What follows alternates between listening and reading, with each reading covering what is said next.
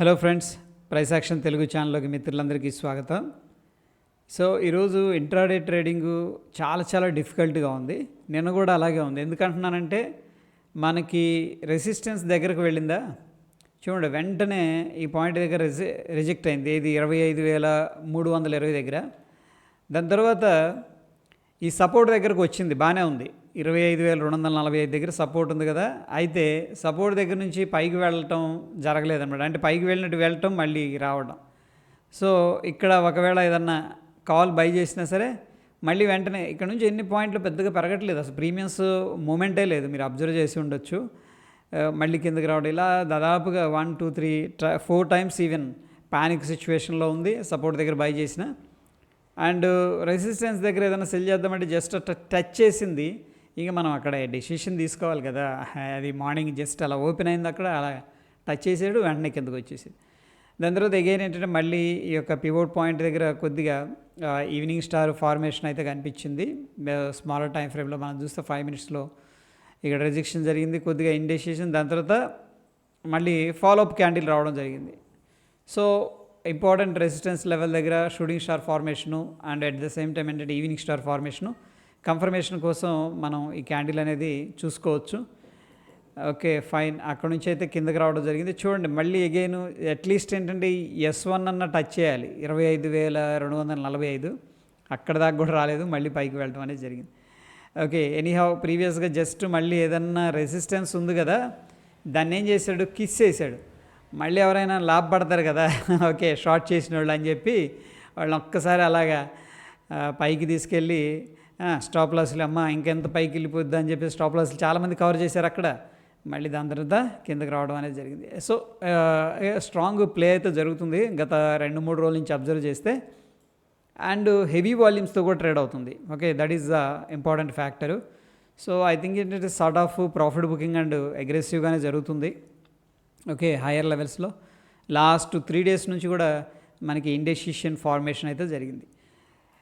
అయితే ఫ్రెండ్స్, మన మిత్రులు మార్నింగ్ ప్రీ మార్కెట్ రిపోర్ట్లో నేను ఈ యొక్క సిగ్నిఫికెంట్ లాంగ్ బిల్డప్ గురించి మన ఛానల్లో డిస్కస్ చేసుకుంటూ ఉంటాం కదా. సో లాంగ్ బిల్డప్ అన్నా సిగ్నిఫికెంట్ లాంగ్ బిల్డప్ అన్నా రెండు ఒకటే. బట్ సిగ్నిఫికెంట్ అని ఎందుకు వాడారంటే హెవీగా ఒకటే రోజు ఓపెన్ ఇంట్రెస్ట్ అగ్రెసివ్గా వచ్చింది అనుకోండి, దాన్ని సిగ్నిఫికెంట్ లెవెల్లోకి తీసుకురావడం జరిగింది. నార్మల్ ఓపెన్ ఇంట్రెస్ట్ వస్తూ ఉంటే average open interest okay based on the price and open interest ప్రకారం short buildup, long buildup, long unwinding, okay short covering అనేది డిసైడ్ చేయడం జరుగుతుంది based on the price and open interest interpretation. But సిగ్నిఫికెంట్గా తీసుకురావడం వెనక reason ఏంటంటే అగ్రెసివ్గా open interest అనేది బిల్డప్ అవుతూ ప్రైస్తో పాటు ఉందనుకోండి, అప్పుడు సిగ్నిఫికెంట్లోకి తీసుకురావడం అనేది జరుగుతుంది. సో ప్రస్తుతం మనకి ఒరాకిల్ ఫైనాన్షియల్ సర్వీసెస్లో సిగ్నిఫికెంట్ లాంగ్ బిల్డప్ కనిపిస్తుంది. LIC housing finance, SBI card, JK cement, power finance corporation. So friends, SBI card నిన్నే మనం ఒక బేసిక్స్ని కవర్ చేస్తూ ఇది లాస్లో ఉన్న కంపెనీ, బట్ టెక్నికల్గా ఒక ఇంపార్టెంట్ ఏమంటాం డిస్కౌంట్ లెవెల్స్లో ఉన్నాయి. సో మేబీ కొంతమందికి ఇంట్రెస్ట్ ఉంటే కూడా ఒకసారి వాచ్ చేయండి అని చెప్పేసి నేను అప్డేట్ అయితే చేశాను యొక్క స్టాక్ గురించి.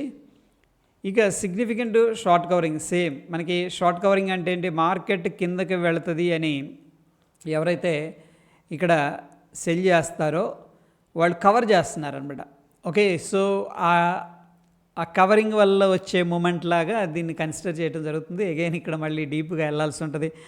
వాళ్ళు షార్ట్ చేసేది ఫ్యూచర్స్ అనుకో, ఫ్యూచర్ని కవర్ చేస్తే మళ్ళీ అండర్లైంగ్ ఎసెట్ పెరగదు కదా, టు బీ హానెస్ట్గా ఓపెన్గా చెప్పాలంటే. బట్ నేను కొంచెం డీప్గా మనం దీన్ని డిస్కస్ చేయాల్సి ఉంటుంది. ఇట్స్ ట్రూ అనమాట. బట్ షార్ట్ కవరింగ్ వల్ల కొద్దిగా అండర్లైంగ్ ఎసెట్ కన్నా రికవర్ చేశారంటే డెఫినెట్గా అండర్లైంగ్ ఎసెట్ పెరుగుతుంది. అఫ్కోర్సు దాంతోపాటు ఉన్న ఫీచర్స్ కూడా మూవ్ అవుతాయి. బట్ ఫీచర్సే వాళ్ళు కవర్ చేశారనుకోండి, ఓన్లీ ఫీచరు, అండర్లైంగ్ ఎసెట్ మాత్రం మూవ్ అవ్వదు. This is the fact. And short buildup విషయానికి వస్తే అండ్ ఓపెన్ ఇంట్రెస్ట్ రైజ్ అవుతూ ఉంది, కానీ సిగ్నిఫికెంట్ కంటే ఓపెన్ ఇంట్రెస్ట్ అగ్రెసివ్గా ఒకేసారి వచ్చి పడింది అనమాట. అందుకని వీటిని సిగ్నిఫికెంట్ లెవెల్లోకి తీసుకెళ్ళడం జరిగింది. Trent, Marico, Bajaj finance services significant long unwinding లేదు, సిగ్నిఫికెంట్ షార్ట్ కవరింగ్ రెండు లేదు. ఉంటేనేమో లాంగ్ బిల్డప్ ఉంది అండ్ షార్ట్ బిల్డప్ అయితే కనిపిస్తుంది. సో ఫ్రెండ్స్, ఇక్కడ మనం ఏమి చేయొచ్చు అంటే ఇప్పుడు లాంగ్ బిల్డప్ ఉంది మన దగ్గర అంటే ఏంటి, లాంగ్ బిల్డప్ ఈ స్టాక్ ఫ్యూచర్లో పెరుగుతుందని ఎక్స్పెక్ట్ చేస్తున్నాం.